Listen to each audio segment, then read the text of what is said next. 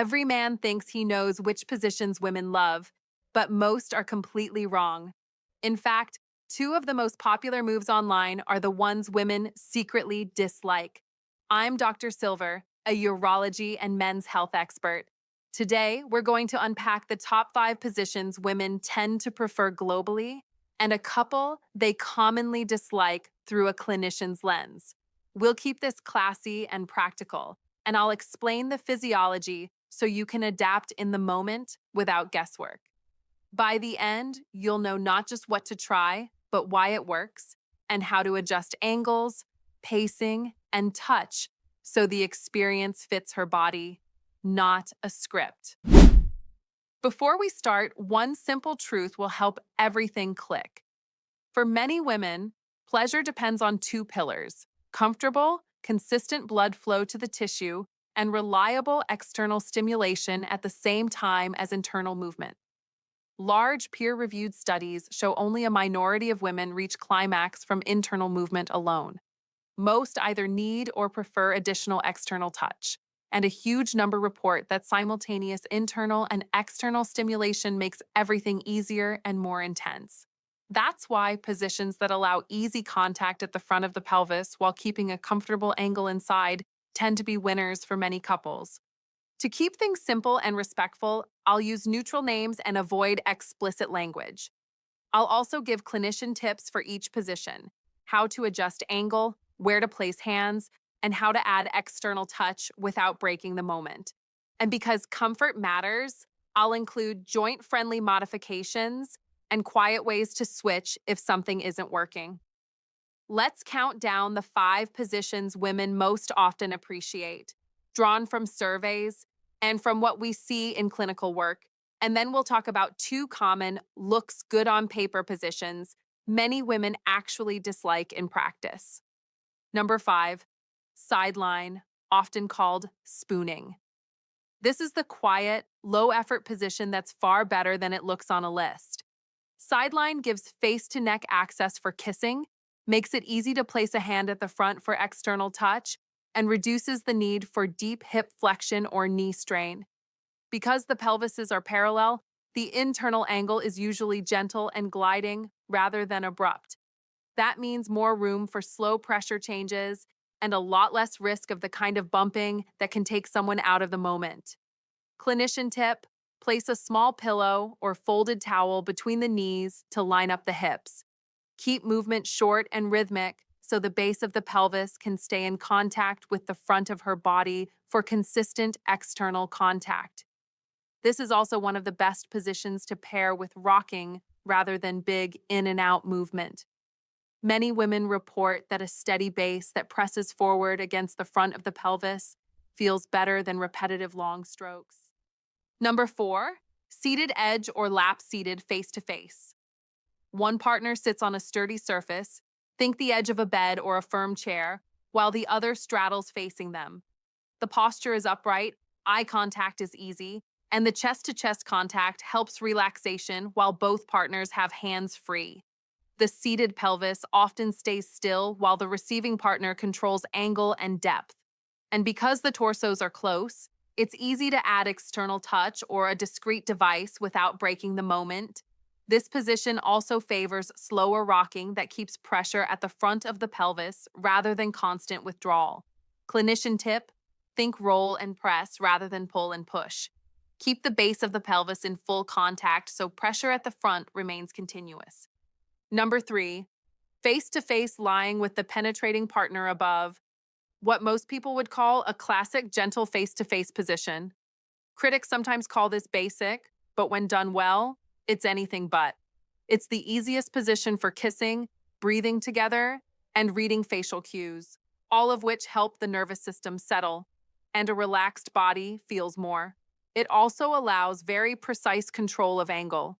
A small pillow under the receiving partner's hips tilts the pelvis so the internal surface lines up with the front of the body, and the partner above can keep their pelvis pressed forward rather than moving away constantly.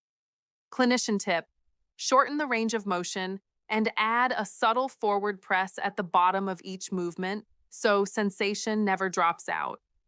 If you want more intensity without more depth, Angle the pelvis with a folded towel rather than increasing force. Number 2, woman on top, face to face. Control is the headline here. She sets the angle, depth, rhythm, and speed, and can change them midstream without losing connection. That's crucial because women routinely describe adjusting their hips to find the best internal contact point and the best way to maintain sensation at the front of the pelvis. In large samples, most women report consciously changing angle and rocking during penetration to make it feel better. This position makes those micro adjustments effortless. It also keeps hands free for external touch and allows a slight forward lean so the base of the pelvis stays in consistent contact with the front of the body. Clinician tip: think circles and rocking rather than big up and down strokes. If knees get tired, switch to a supported squat or bring one knee forward onto the mattress to change the muscle demand without changing the sensation pattern. Number 1, rear entry on hands and knees or with chest supported, but with a twist. This position has mixed reviews in surveys because done thoughtlessly, it can feel too deep, too fast, and too impersonal. But when you adapt the angle and add intentional front of pelvis stimulation, it becomes a favorite for many couples. The key is alignment. If the receiving partner narrows the knees slightly and tilts the hips a little forward, the internal surface being contacted changes. Adding a hand at the front or a discrete device restores the external sensation many women need to enjoy this position fully. Slower rolling movement rather than hard pistoning also makes a world of difference. Clinician tip: think glide, not jab. Place a pillow under the hips to fine-tune angle and keep a steady hand at the front to maintain sensation where she feels it most. Now let's talk kindly and honestly about 2 positions many women dislike and why. This is not about rules. There are always exceptions, but the why will help you read the moment and pivot gracefully. The first common dislike is the fully standing shower scene you see in films. It looks dramatic, but the real life physics are terrible. Slippery footing reduces control, water removes natural lubrication, the angle is rarely ideal for internal comfort, and it's almost impossible to maintain consistent external contact. If you love the idea of the setting, move out of direct water and use a stable surface for support or switch to a seated version that restores angle and balance. The moment is still cinematic. Now it's actually comfortable. The second is the hyper-acrobatic knees by the ears variation that demands extreme flexibility. For some women, that stretch can feel exposing or even painful in the hips and lower back, and the angle inside can become too direct, too fast. If you want that openness without strain, tuck a pillow under the tailbone to reduce hip flexion. Keep movement shorter and add a hand at the front. You keep the look and the closeness while bringing sensation back to where it feels best. At this point, you might be thinking, so is this all just about one area at the front of the pelvis? Not exactly.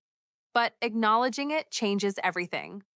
Multiple high-quality studies show a simple pattern. A sizable group of women do climax from internal movement alone, but most either need or prefer simultaneous front of pelvis stimulation, and many describe combined stimulation as fuller, longer, and easier to reach. That gives you an elegant rule of thumb. Choose and adjust positions that make front of pelvis contact simple and reliable. Then think about depth, speed, and angle. If you do it in the reverse order, chasing depth and speed while sensation drops out at the front, you'll watch the moment disappear. A few practical ways to keep sensation steady, no matter which position you choose. Breathe together for the first 30 seconds. It sounds small, but synchronized breathing calms the nervous system and helps muscles relax, so sensation can actually register. Relaxed bodies feel more. Shorten the range of motion and lengthen the exhale. Many women describe losing sensation when movement becomes big and repetitive. Smaller, more deliberate movement keeps pressure at the front continuous. When in doubt, rock and press, don't yank and retreat. Large population data even has names for these micro adjustments. angling, and rocking, and most women report using them to make penetration feel better. Use support. Pillows under hips or between knees are not a concession. They're precision tools that change angle inside without adding force outside. Small changes in tilt can have outsized effects on comfort and intensity because they realign which internal surface is being contacted and how the base of the pelvis meets the front. Keep one hand at the front. Whether it's your hand, your partner's hand, or a quiet device, consistent front of pelvis contact is the most common difference between almost there and there. That's not an opinion. Large, nationally representative samples show that women who receive external touch during intercourse report significantly higher climax rates than those who do not. Indiana University News. Mind the tempo. Many couples find that a slower, steadier tempo at first, with the base of the pelvis staying in, creates consistent pressure at the front. Once she's clearly responding, you can layer in depth or speed. But if you add those before she has consistent sensation at the front, you're building on sand. Finally, a word about preferences and communication. Surveys that tally favorite positions are useful, but they hide an important detail. What women love most is the position that lets them tune the angle and keep steady front of pelvis contact without strain. In other words, positions are just frameworks. What matters is the custom fit you create inside them. The most satisfying nights are rarely about inventing a new pose. They're about reading small signals and adjusting the pose you are in. Hips a little higher, movement a little shorter, hand a little steadier. Let's close with a simple, respectful blueprint you can use tonight. If you want closeness, feedback, and an easy path to consistent external contact, start face to face and keep movements short.